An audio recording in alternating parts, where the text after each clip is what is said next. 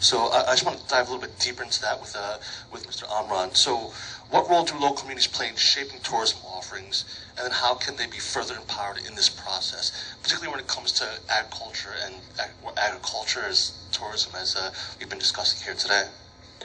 Thank you. I would like to answer this in the context of what is happening now, and I think the global tourism industry is recovering, not fully yet, of course, but as we recover, have we asked this question about, I'm sure everybody knows that there's increasing demand for rural tourism, but have we really understood what sort of demand this is? So there are tourists who want only the shallow, so-called shallow experience, and there are tourists who would like a very deep rural tourism experience. And are we catering for both? So for those who are looking for shallow experiences, for example, with their selfie Instagrammable spots with beautiful view of the mountain, they might even trample on some of the seedlings that the farmers have planted. So it could be good for the tourists, but not so good for the farmers.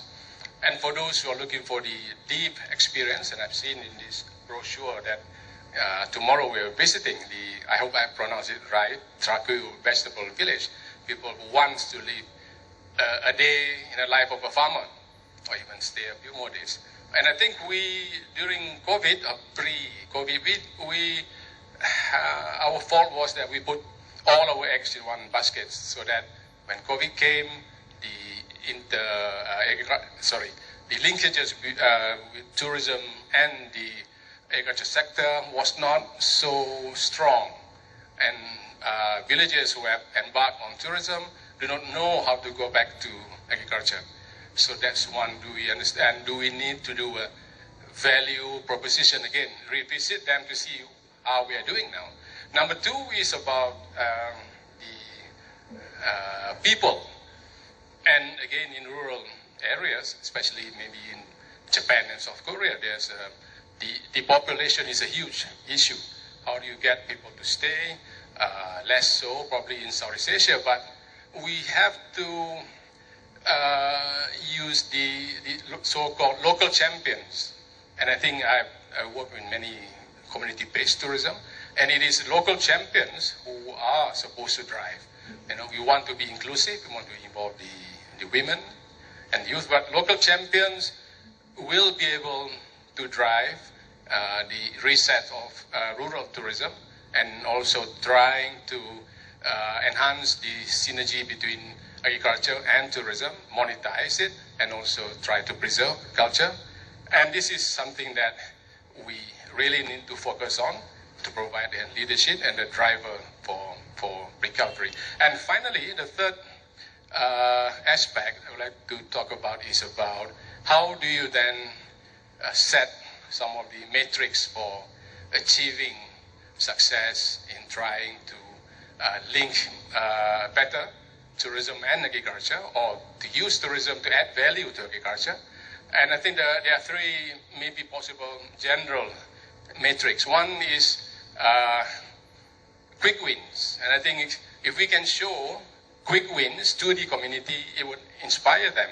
And one of the examples of an easy quick win is a farm to table concept. And we've seen in the booth outside, there are successful farm to tables, and this can easily inspire farmers to see how you can really create linkages. Number two is to have more demonstration projects, again to inspire. And I think the BTV as a whole is a fine example of how demonstration projects can inspire, and everybody wants to go along that line.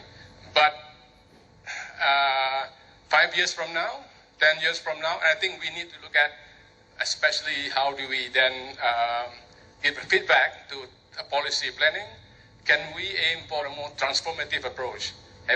By building on the success of the demonstration projects, can we lead it to different kinds of thinking, methodologies, attitudes, so that in 10 years we want to look at rural tourism in a more structured way, it will be a very transformative change that any, I think, country now would like to put in their plans. Finally, we need also to use technology, because now with the disruptive technologies, so I go to booking.com, there are all these platforms and they are selling, of course, but the suppliers are coming from the industry players, rural areas, and we need also to build the capacity of startups in the local area. It's not easy to do startups, but if we can develop startups with the capacity to develop contents, because all these digital platforms like Agoda, they will not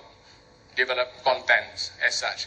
But local startups can do this because they know about the authenticity, they know about the experiences that they can sell to tourists and invoke this kind of sense of place. And it will take a lot of funding, a lot of capacity, but you have to go through that way. Thank you very much, Paul.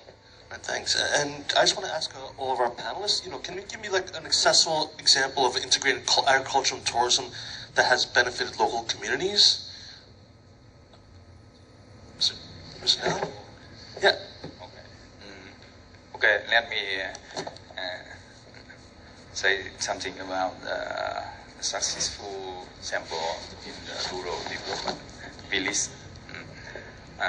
Tôi cũng muốn chia sẻ một số những cái thông tin về các cái ví dụ thành công trong cái mô hình làng du lịch. Như lúc nãy tôi có nói, trong cái chương trình nông thôn mới hiện nay của chúng tôi thì trên địa bàn toàn quốc có khoảng 8.160 xã.